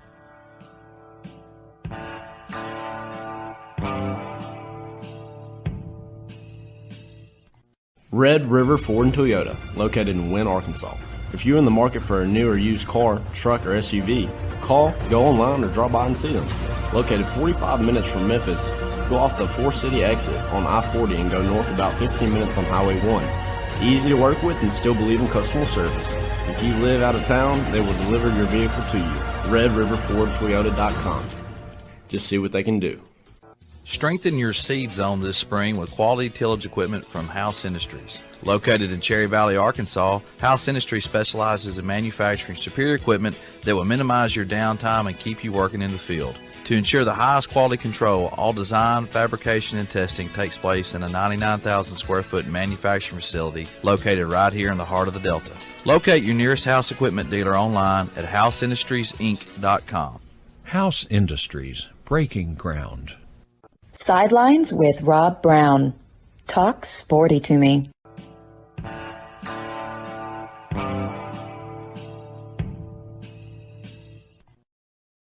I'm back with Jimmy Hodge and Yancey Porter of the Rebel Yell Hotline. You can hear that every Monday night, 6 to 7 p.m., Sports 56 WHBQ in Memphis and all over the great state of Mississippi on Super Talk.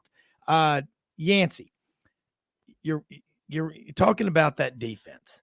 You got a bunch of defensive linemen.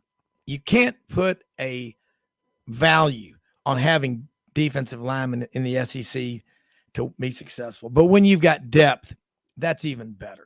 And I think Lane Kiffin looks as confident as I can remember.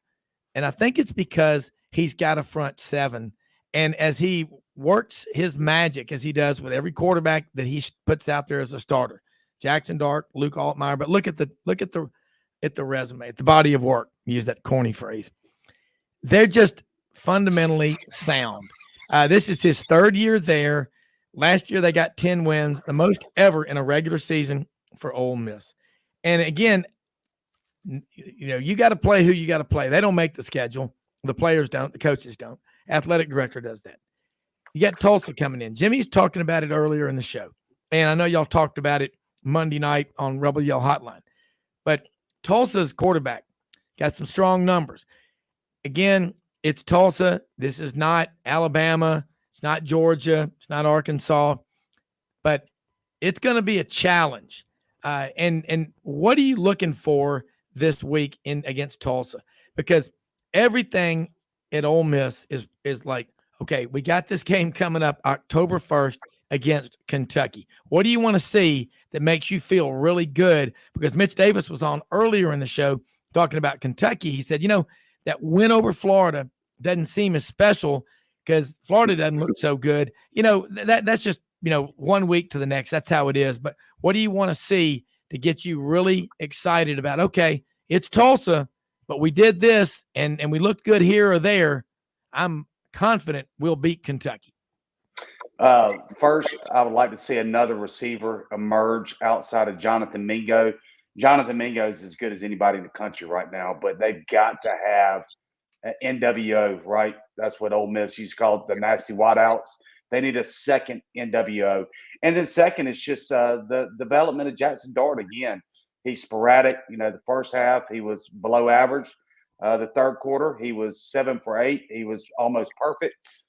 That's what you expect out of younger quarterbacks. And I still want to see Luke give one more try. I want to see what he can do. His only try this year. He gets hurt there in the second quarter. I'd like for him to build a lead and let Luke get in there. Last time he got in was in the fourth quarter, and all he did was hand the ball off. I would like to give him one more try just because Dart has been so inconsistent. I think Dart's the guy, but I think putting Luke in when he's healthy would really cement it in my mind. Quinshon Judkins. Wow. Yeah. I mean, and I was over in Tuscaloosa Friday night, came back up from Auburn, spent the night there with Dr. May, and went back down to Auburn Saturday morning after the show and got to see Wilkin Formby, big offensive lineman from Northridge, the 6'8", 315-pounder. He is a special looking athlete, driven, good, young man. He's got his head on right. He broke Ole Miss's heart, by the way. Ole Miss was his first offer, and they went after him. That was Thornton's really first project to get, and obviously didn't work out in the end, but he's going to be a good one. He really is. And I was just then thinking about, I was talking to Ralph Lolly. His son is the coach at Northridge. He just came over after amassing a 99-19 record at Gordo. And, I was at Paul W. Bryant High School. I mean, it was the size of a small college. Just the facilities, the footballs, it was packed. And these are serious bands. I mean, and again, it's high school football in Alabama and Mississippi and Georgia. And I think I keep going back to Quinshon Judkins. I watched him playing against Georgia Tech. That initial burst that he has. There's 150 D1 players in Alabama. There's a lot of talent. You don't get them all. Jimmy, we talked about that. You evaluate, you do the best you can. I think Nick Saban's doing a good job of it. I think Auburn needs to do a better job of it. But, man, you were dead right on your call, way ahead of the curve. You're like a market forecaster, seeing a downturn in the market based on, your moving averages or whatever. But, Yancey, fantastic call on that kid. I wish he was wearing an Auburn jersey, but that's not my call. Yeah, I mean, Auburn legitimately tried to go after him. Alabama didn't. He was rated the number 25 prospect in the state of Alabama, even after the Mississippi-Alabama game. And that's where I really evaluate prospects is when they go up against their best in the state and against the other state's best, right? Yep. In practice, you go up against your best in the state. And then obviously in the game, you go up against the next state's best. And that's where you can really see where they're going to transform on the next level. And he was the best player on either squad on those teams. So how he stayed the 25th best prospect in the state of Alabama, I don't know. Somebody has probably some answers on that. Yeah, before I go to Jimmy, I got to ask you one. I'm going to describe somebody kind of like, the Masked Singer. Who is this? He was the number 23 rated prospect in the state of Tennessee his senior year from the tiny West Tennessee town of Brewston. He went on to lead the SEC in tackles with his arm in a cast while he played, and he was all pro 7 of his 8 years in the NFL, and he left that on his own and is now part of a high-tech startup company in the Silicon Valley doing really well. Who is that? Patrick Willis. There you go. The number 23 rated player. Hey, man, if this I didn't even think he was rated that high. Yeah. He was literally a 2-star. Well, that was on the top 25 done by his family, and I'm kidding. But, I mean, there's just players like that out there, man, all the time. And I think about, Darren Bates, 4-year starter at Auburn, who was at Christian Brothers High School in Memphis, left right before his senior year, went to Olive Branch, goes down to Auburn, misses the summer workouts, misses the first 3 days of practice, and they don't think after the first scrimmage he can play. Then he gets out there and has like 7 tackles on 25 snaps, a forced fumble, and an interception. Starts all 4 years, and he's still in the NFL. Yancey, I love the way you evaluate talent. Jimmy, jump in here because I know you do a hell of a lot of evaluating of talent. But John Judkins, man, this guy is a wake-up call. Recruit the state of Alabama if you live there. Yeah, well, Hunter Renfro was a 1-star out of high school. Holy cow. So, I didn't know they gave 1-star, Jimmy. I thought that was non-rated. Yeah. I thought so too until I was watching a game and they mentioned it. So, I guess, I don't know. I guess they just have to refer to, instead of and others or receiving honorable mention or something, you give them 1-star. Yes. Yeah. But, hey, Yancey, though, I had to tell you, when I was watching that Ole Miss Georgia Tech game, it's 21-0. And when you score on a 30-yard run that me or you could have run through that hole, it would have been a touchdown if they were playing two-hand touch. I mean, Georgia Tech, I'm telling you what, you talk about a program that's in trouble. Good grief.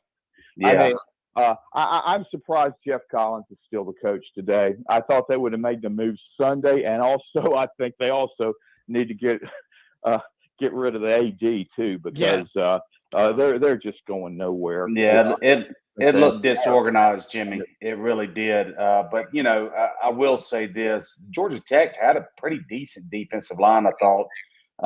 Ole Miss's offensive line had just gotten sick and tired of hearing about how bad they were those first few weeks, and they came out a little red ass, right? And they laid it on Georgia Tech. I thought a couple of those guys had their best games of their careers: Nick Broker, Caleb Warren.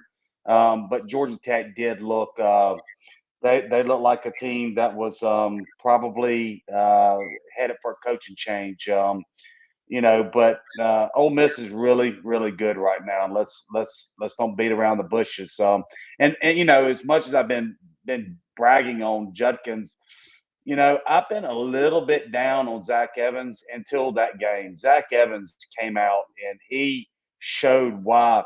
One of the coaches told me he'll be a first-round pick this year. A couple scouts have told me the same thing before the season started. He came out. I think he got a little bit tired of hearing about Judkins himself, and he really kind of been validated himself of all that preseason hype. So I was proud to see Zach Evans as well really come out and show his stuff. Well, Yancey, one thing though that bothered me a little bit was that when Ole Miss had, I think it was a 42-0 lead, and Dart was in the game, and he went back to pass and got pressured, and then decided to run. And when you've already got a quarterback that's banged up in Altmaier, you don't need to be trying to run over defenders with a 42-0 lead. And I was just going, good grief. I mean, Lane's you would think he'd say, hey, this one's over. Just, hey, if nobody's open, just get rid of the ball. Let's live to play another down. And if you have to scramble and all, get down in a hurry, because we all know what can happen on one play at this level of football, although I think some Georgia Tech fans might be questioning whether that was actually Division I football Saturday. Yeah. Yancey, along those lines, I mean, you look at Georgia Tech, you got everything right there at your doorstep. get over the fact you got to take calculus. You got to take calculus at a lot of schools. There's no excuse. I think Todd Stansberry, the AD at Georgia Tech, doesn't know come here from Sikkim. He's from Canada. Again, and you've also got so many students that aren't from the U.S. that think football. They're going, there's a soccer game. I mean, that's killing them. And they've got a great tradition. Let's face it, Grant Field, Bobby Dodd Stadium, and it's right there, right next to Interstate 85, right in downtown Atlanta. You've got the venue. When you look at the skyline of Atlanta around you, it's a beautiful setting, and they've really improved the campus there at Georgia Tech. They've got a ton of money. They just don't have a commitment to winning in football. Going back, and I think the reason why Ole Miss is getting Ole Miss fans are now experiencing what the top schools in the SEC year in and year out that have been winning SEC championships the last 4 or 5 decades, and that you've got Zach Evans and Quinshon Judkins. I mean, I'm sure they're friends, but they are competing to carry the ball, and that kind of when you've got guys like those two in the running back room, that's going to make you better. And the defensive line being, taking it, you've got to take it personally when people doubt you. You've got to want to prove them. First, you got to want to prove to yourself that you're worthy of the praise. But this Ole Miss team, granted, they have not played a conference game yet, but it's coming. They are good. And that roster, if you're looking just at the high school, Yancey, and not paying attention to what Lane Kiffin and the staff have done via the portal, you're not getting the whole story of what Ole Miss is doing. If anything, if I'm an Ole Miss fan, I would like to see more high school players. But if you can get the good ones that have been in college for 1 year, you got to take them, don't you? Yeah, but I mean, you look at the front seven on Ole Miss's defense. You got 12 players that have gotten over 35 snaps this season. That means you're getting over 10 snaps a game on that defensive line. If you remember before the season, I said they were 12 deep, right? They only played 3 defensive linemen to begin with. So that is very deep. Out of those 12 players, 10 are high school players, okay? Yeah. Out of the 6 rotation linebackers, 4 are high school players. So when you're looking at the 18 rotation in that front seven, 14 of the 18 are high school players. So the transfer portal gets a lot of talk and sexiness and all of that, but don't be fooled. The core of the team is still coming from the high school ranks. Well, you just pointed something out. I got a lot of Ole Miss people that listen. Mike Matheny, good friend of mine, listens religiously every day and talked about that depth.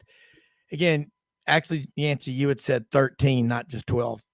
Well, 12 have gotten over 35 snaps this year. Another 2 have gotten 20, 25 snaps. Yeah, so, I mean, yeah. Hey, I'm just saying, you called this, and you are so you're nailing it, and so is Jimmy. And I look at this Ole Miss program, and the fans, they've got great support. All this tailgate, the tailgating is just getting bigger, Nancy, and I call it everywhere the Grove effect. And again, Yancey, could you supply us next time you're on the show next week with a good color photograph of the Porter family out there in the old wood panel station wagon back in the good old days of the Grove? That's what it was like. Well, I'm right. Yeah, you park your cars out there. Yeah, and you go by the Chevron station, Perkins, McKinney, all my friends, chicken on a stick. Get you, a 30 rack of hams. Got to go to Arkansas to get a 30 rack, though, I might add. But God, look what it's done in Ole Miss. I mean, you go up there on the square and you'll see it. We what is it? We might not win every game, but we've never lost a party. I mean, and look what's happened. Now they've got their football program in line with their excellent tailgating. It's a great time to be an Ole Miss Rebel. Yeah, Tuberville kind of started it. He really got the fans believing again. Then he jolted for Auburn, broke their hearts. They went and then got Cutcliffe, and then you had the Eli era, and then really Freeze took it to the next level, right? I give a lot of credit to Freeze, and Lane does too, because Lane wouldn't be here if it wasn't for Hugh Freeze. He really elevated the program and showed people like Lane to come here to Ole Miss that it can be done. And now Lane is, I don't know if a lot of people realize Ole Miss is 18-4 in their last 22 games. It's and it's not stopping. This is something that we saw what Dabo did at Clemson, and it was kind of chipped away, kind of like you're seeing what Lane's doing right now. And if Lane stays around another couple of years, Ole Miss could be that next Clemson. Yeah. We've got about 20 seconds to go, but great stuff, Yancey. And you're so far ahead of the curve. And when you get Jimmy on here and you and me, and when we're talking about this stuff, it makes you aware. Be grateful for what you got. One season to the next, a lot can change. Hey, we will be back. Got a great show in store for you tomorrow. Always go out and help people with the expectation of just, you don't have to get anything in return. Just do it because, you want to. Don't give to get. Most often we see the face of Christ in the least among us. And, hey, Yancey Porter, I'm going to beat you to the punch. Have a blessed day. Thanks, everybody. We'll see you tomorrow.